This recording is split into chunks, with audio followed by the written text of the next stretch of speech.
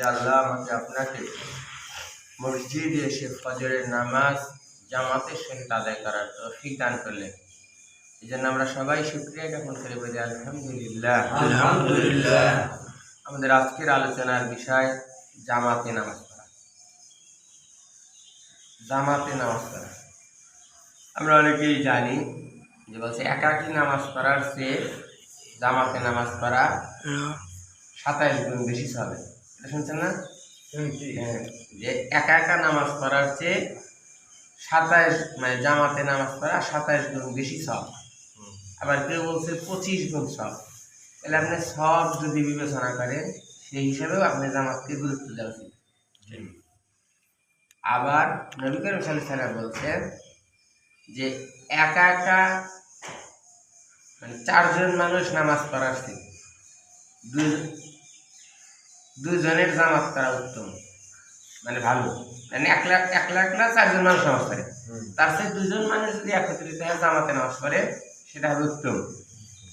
একা একা 8 জন মানুষ যদি নামাজ পড়ে তার চেয়ে 4 জন মানুষ যদি জামাতে পড়ে সেটা হবে উত্তম। আবার একা একা 100 জন যদি মানুষ নামাজ পড়ে, একজন একজন করে 100 জন মানুষ নামাজ পড়ে, এর চেয়ে 8 জন মানুষ যদি জামাত করে নামাজ পড়ে সেটা হবে উত্তম। তাহলে এই বিবেচনায় আপনার আমার জামাতে কত গুরুত্ব দেওয়া উচিত। আর হাদিসে পরিষ্কারভাবে বলা আছে যে ব্যক্তি মুসলমান দাবি করবে অর্থাৎ বালিগ পুরুষ, তার ইচ্ছাকৃতভাবে জামাত ত্যাগ করা ঠিক হবে না। মানে বিশেষ কোনো ওজোর ছাড়া আপনি সক্রিয়া অক্ত হয়েছে এরকম নামাজে বলাই আছে আপনি সময়ের প্রতি লক্ষ্য রাখিয়া গুরুত্ব সহকারে ইহতিমামের সহিত নামাজ আদায় করা লাগবে।